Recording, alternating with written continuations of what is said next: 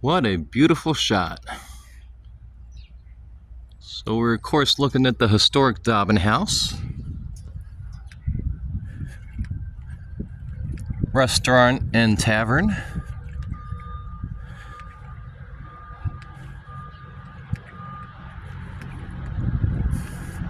So charming.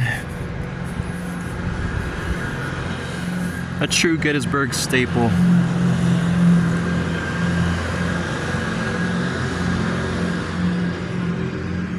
Well, maybe I'll come by the tavern. Casual attire and walk-ins welcome. Oh, good. Well, that's me. I used to think I was fancy in my 20s. Then reality's a life hit. But I just thought we'd go on a quick little, take you on a sunrise walk with me around some of the back street here real quick.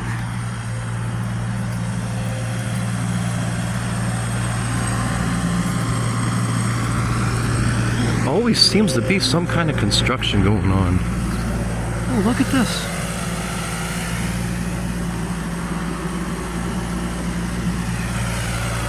Little nosy, not super nosy, little nosy. Oh, it's just this guy.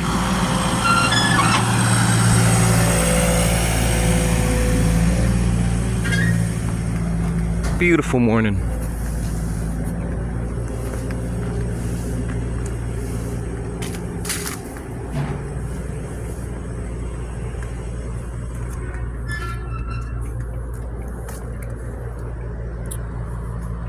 Like this little area, like little nooks like this. Sit, relax, eat your ice cream, drink your coffee.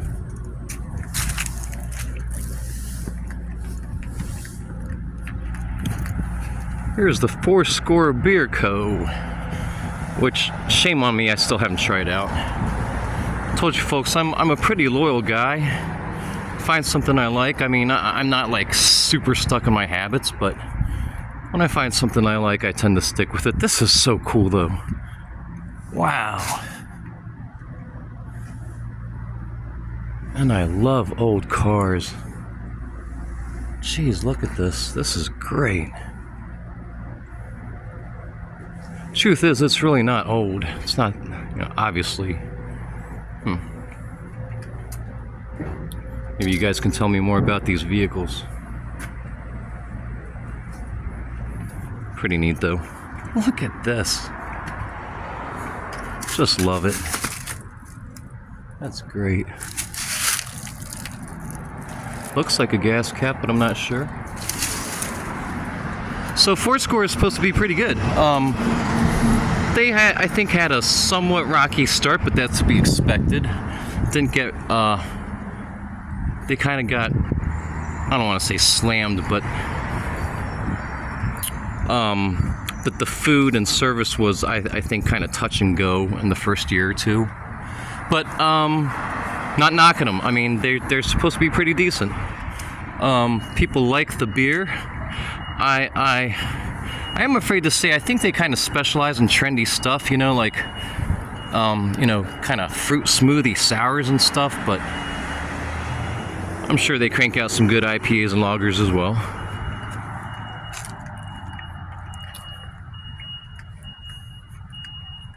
It is cold. We woke up to sub-zero temps today. I'm sorry, sub-freezing temps today.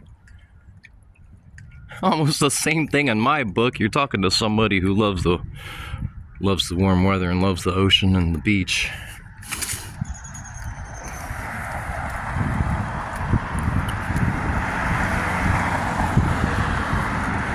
Kind of life going back to normal here.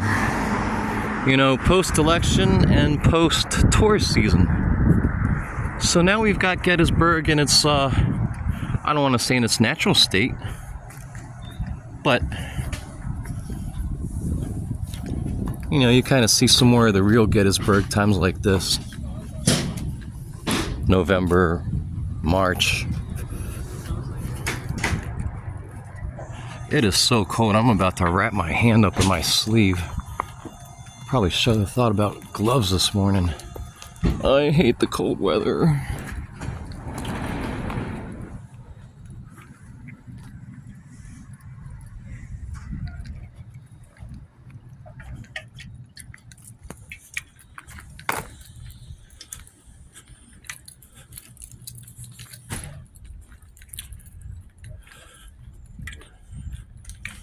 Oh yeah, I never come down here either.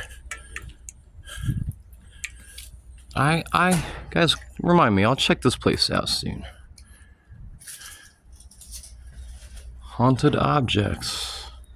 Guided tours daily. Spooky's Cauldron gift shop. There's your info.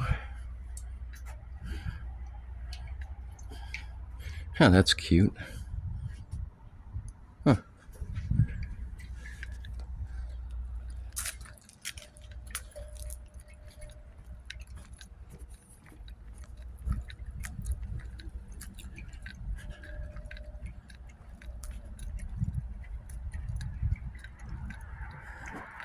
Here's one of my mainstays.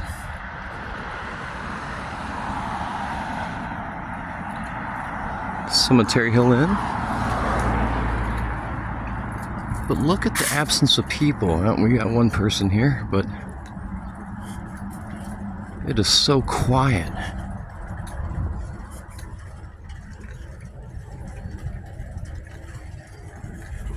Tourist towns are something else.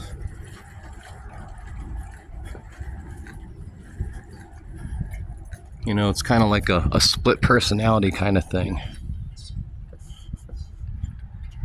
Now, you guys have seen lots of Steinway, so I'm going to turn off the main roads again in a sec.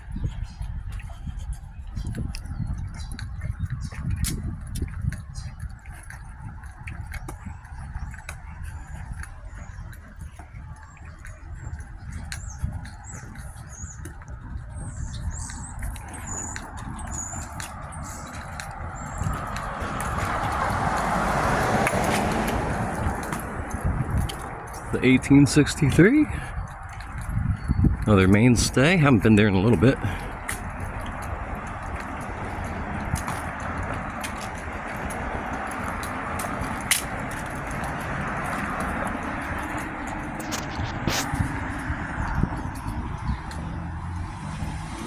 Brr.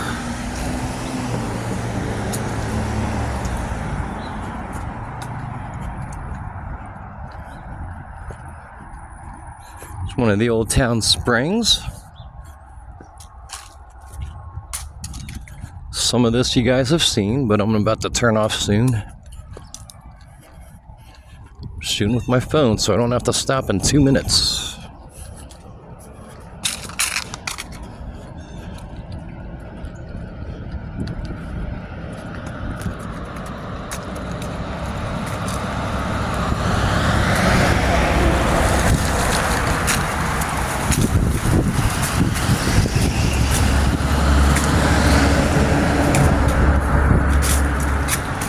Talk about getting back to normal. God, I cannot wait for this country to get back to normal.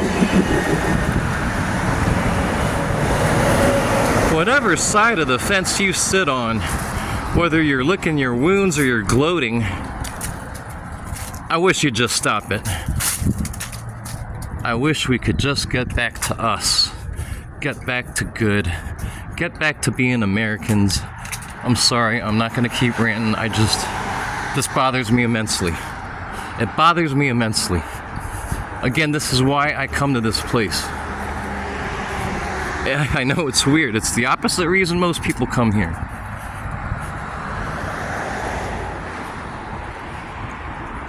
There's the Farnsworth.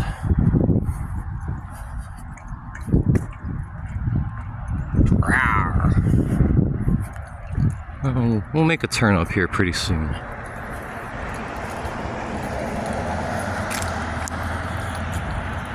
Look at this empty street.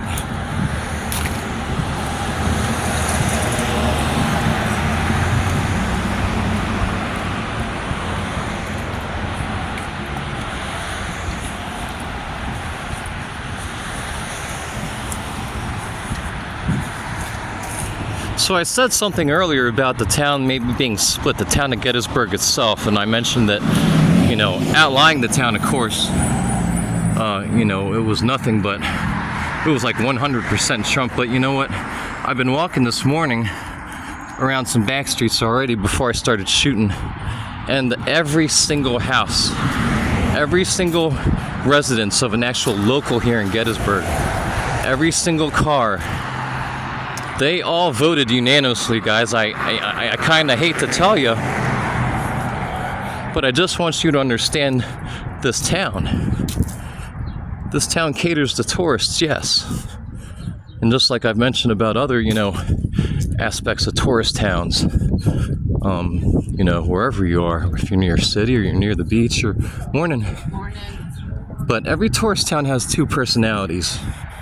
And you shouldn't really misunderstand things when you come up here. So that way you're just not surprised, If you're on the left-hand side of things, don't be surprised, but the town of Gettysburg did not vote for her. I'm just putting it out there to clear the air. That's all. Every house here, every car.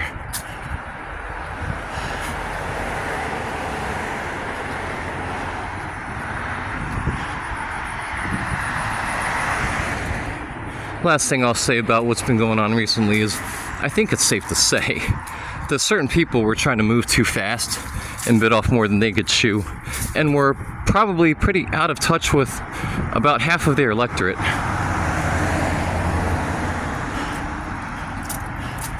There's the online world, and then there's reality. And the further along we go ahead, the further along we're mixing up the two. Another point, another theme I keep trying to reiterate, again, I've probably done a feeble job of it. But when you turn on the TV, it's madness, it's mayhem. You flip open your phone to YouTube. Speaking of which, yep, good old YouTube. And it's just zaniness. You would swear that, people are just, you would just walk outside of your front house right now in mid-November and get stabbed.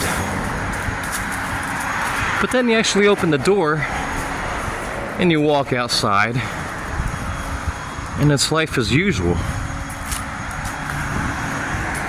Well, for most of us anyways. We are living in parallel dimensions at this point, and if you don't understand that, you better try and understand that.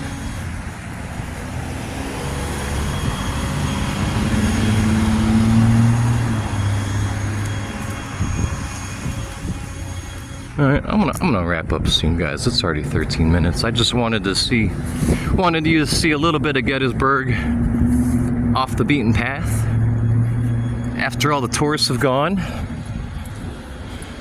You still have a beautiful town. It's quieter. Streets are kind of empty, but it's the same old place. It'll be bustling again next spring. Won't stop me from taking a couple more visits, despite my promises.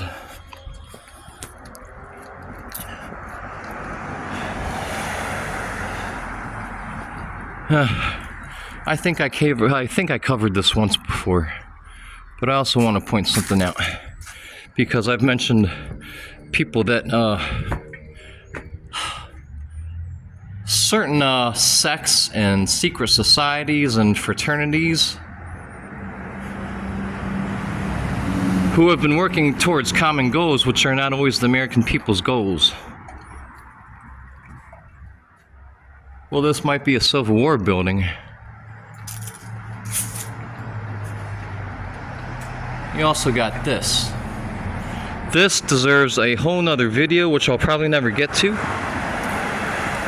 But you have, well, I don't mean to morph this video, but you have fraternities embedded in every town. The Freemasons are obviously one, but they're just one. The Knights of Columbus has always presented itself as a Catholic organization. In reality, it is an elitist organization that is a little more tied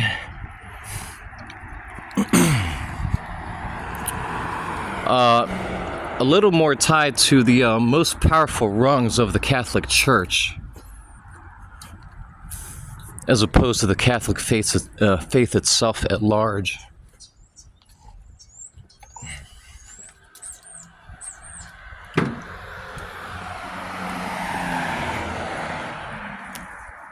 but I'm referencing the Jesuit order. The Jesuit order is a sneaky little order in America that is a little more hidden than the Freemasons. And they really shouldn't be ignored if you want to really try to understand this country's history. Again, I can never encapsulate this all for you guys. Hopefully you just take little tidbits and you learn about them. But the Jesuit order is very sectarian and more powerful than people think. Some notable Jesuits in the last couple decades, or people affiliated with the Jesuit order, you know, if I just said the Knights of Columbus, that would be a whole lot of people. But let's see here. Bill Clinton went to Georgetown University, which is a Jesuit school. Let's think about this. So, dear, we've got Trump. Where did Trump go to school, folks? Does anybody know? I sure hope you do. If you take enough time to villainize the guy and to misunderstand him, hopefully some of you could tell me where Trump went to school. Anybody know? Nope, most of you probably don't. He went to Fordham, another Jesuit university. One of the most powerful people in the intelligence establishment in the 1980s was a devout Jesuit. Now this gets into my real bread and butter. I have told you guys over and over, even though I don't really talk about it, about my core studies in intelligence agencies and affairs. But Bill Casey was a very, very influential and powerful person in the 1980s. He was the director of the Central Intelligence Agency, and he was more or less running the ops in Afghanistan, i.e., Bill Casey was one of the people who basically formed the Taliban as we know it today.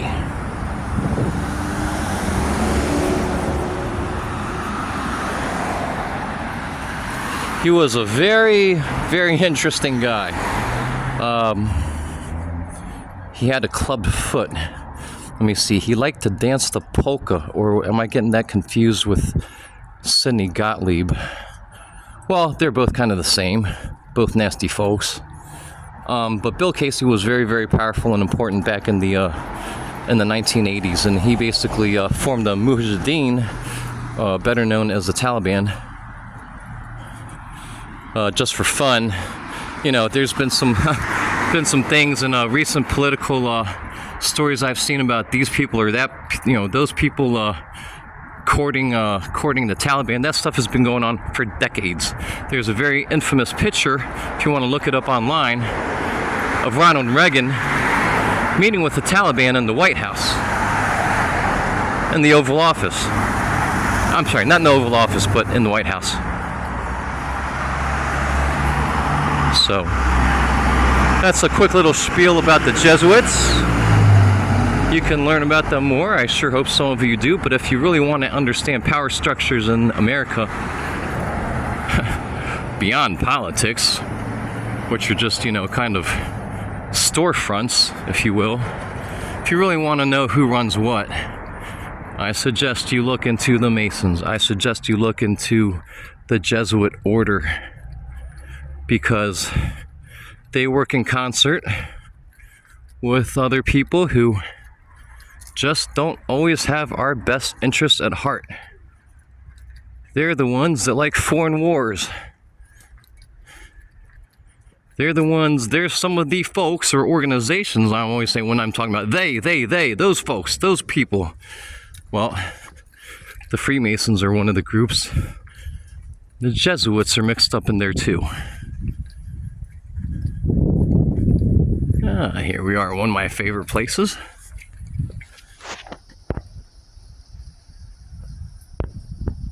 Ha! Good selection there. If you're from out of town and you want to stock up on local PA beer and bring some home with you, High Street Brews is a good place to do it. Alright guys, well I went on and on and on, and I'm up to 20 minutes, and I really didn't mean to blab about the Jesuits and stuff, but I just wanted to give you a little look at some of the back streets in the off season. It is really a beautiful morning, it's just a bit nippy. But here's one more Gettysburg vid for you guys from your kooky, atypical Gettysburg tour guide.